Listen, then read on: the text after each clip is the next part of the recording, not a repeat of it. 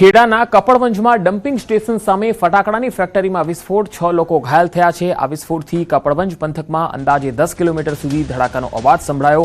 પ્રાથમિક માહિતી પ્રમાણે 5 થી 6 લોકો ઈજાગ્રસ્ત થયા। આ ઘટનાની જાણકારી મળતા લોકોના ટોળેટોળા અહીંયા ઉપસ્થિત થયા।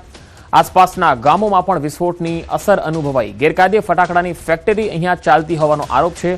પોલીસ અને તંત્ર દ્વારા સમગ્ર મામલે તપાસ શરૂ થઈ ચૂકી છે। તો ખેડાના કપડવંજથી આ તસવીરો આવી રહી છે। ફટાકડાની ફેક્ટરીમાં વિસ્ફોટ થયો, 6 લોકો ઘાયલ થયા।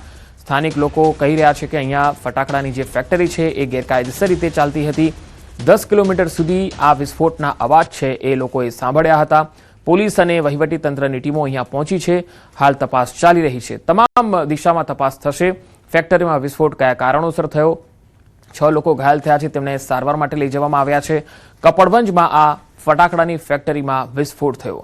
અવાજ નજીકના 10 કિલોમીટરના એરિયા સુધી લોકોએ સાંભળ્યો। ગેરકાયદેસર ફટાકડાની ફેક્ટરી ચાલી રહી હતી। એ કોની નજર હેઠળ ચાલતી હતી એ તો મને કોઈ ખબર નહીં, આજુબાજુના વિસ્તારમાં પણ કોઈને ખબર નહીં। પણ એવડો મોટો બ્લાસ્ટ થયો છે કે આજુબાજુમાં 4 કિલોમીટરના જે મકાનો છે એમના પતરા પણ તૂટી ગયા છે, એમના બારી બારણા પણ તૂટી ગયા છે અને આજુબાજુમાં ગભરામણનો માહોલ થયો છે। અહીંયા નહીં તો સેફટીનું કોઈ વાહન જોવા મળ્યું।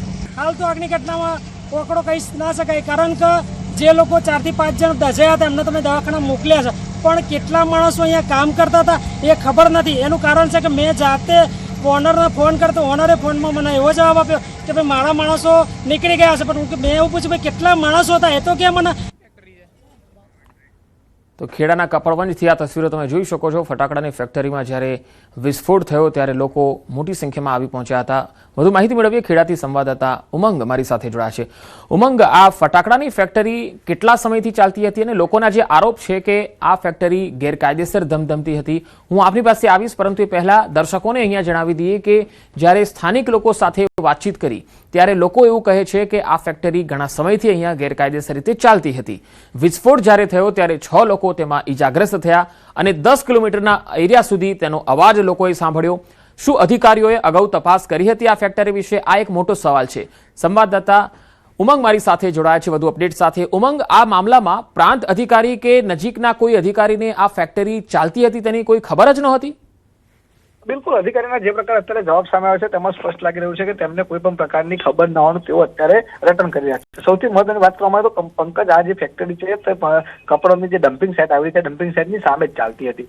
મહત્વની વાત કરવામાં આવે તો ફેક્ટરીની અંદર અત્યારે જે બ્લાસ્ટ થયો છે, જે ફેક્ટરીનું જે ગોડાઉન છે એ ગોડાઉનની ઉપર પતરાનો શેડ માર્યો હતો અને તેની અંદર સમગ્ર ફેક્ટરી ચલાવવામાં આવતી હતી। વાત કરવામાં શકાય ત્યાં આગળ કેટલાક કોમર્શિયલ સિલિન્ડરના બાટલા પણ મળી આવ્યા છે। એટલે કહી શકાય કે જો આ બાટલાની અંદર ગેસ ભરેલો હોત તો મોટી જાય થઈ હોત। કહી શકાય કે જેવી આગ લાગી તેવી ફેક્ટરી અંદર ટોટલ 18 થી 19 લોકો કામ કરતા હતા અને 18 થી 19 લોકોમાંથી જે બાકીના જે 13 લોકો ભાગી ગયા હતા, અંદર જે 3 લોકો અંદર રહી ગયા હતા તે લોકો ઈજાગ્રસ્ત થયા અત્યારે વાત સામે રહી છે। એટલે કહી શકાય કે ગંભીર ઈજાગ્રસ્ત 3 લોકો થયા હતા અને 2 થી 3 લોકોને સામાન્ય ઈજા પહોંચ્યાની અત્યારે આ માહિતી સામે મળી છે। પરંતુ સવાલ એ ઉભો થઈ રહ્યો છે કે આટલી કપડવંજ શહેરની અંદર બહારના વિસ્તારમાં આટલી મોટી ફેક્ટરી ચાલતી હતી, પરંતુ પોલીસ કે તંત્ર કેમ કોઈ કાર્યવાહી ન કરી તેવા અનેક સવાલ અત્યારે ઉભા થઈ રહ્યા છે। જો કે હાલમાં સમગ્ર બાબતે તપાસ કરી રહ્યા છે। તેના સ્થાનિક જે ધારાસભ્ય છે તેમની સાથે પણ વાત થઈ, તેમનું કહેવું છે કે અત્યારે તેઓ તપાસના તમામ અધિકારીઓને તપાસના આદેશ આપેલા છે, તપાસ ચાલી રહી છે અને તપાસના તંત્રને ખબર પડશે કે શા કારણે આ બ્લાસ્ટ થયો અને જે પણ કશું હોય તેમને છોડવાની અત્યારે વાત કરી રહ્યા છે। જી પંકજ। જી ઉમંગ, આભાર માહિતી આપવા માટે।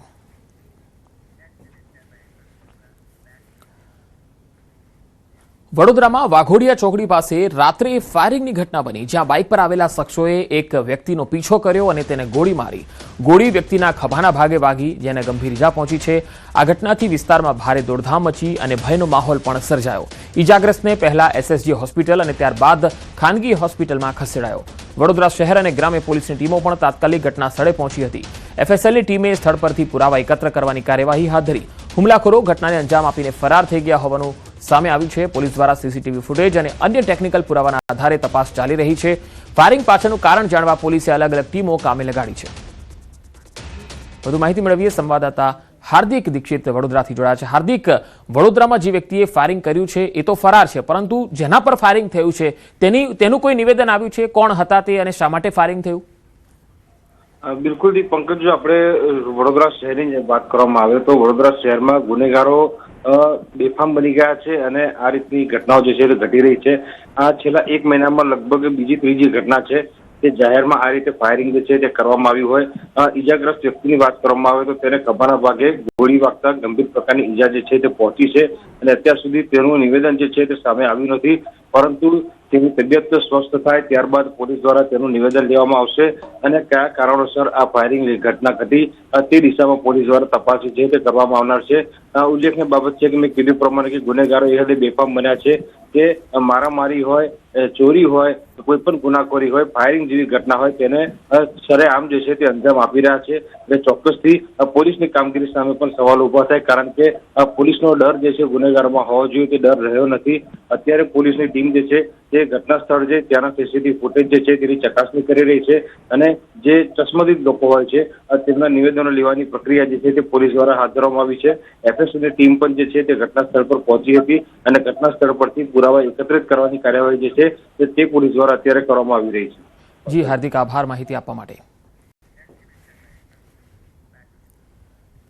કેન્દ્ર સરકારે 16 દવાઓ પર પ્રતિબંધ મૂક્યો છે. એન્ટીબાયોટિક અને ડાયાબિટીસની દવાઓ પર રોક, સ્કિન કેર સહિતની દવાઓ પર પ્રતિબંધના આદેશ આપ્યા છે.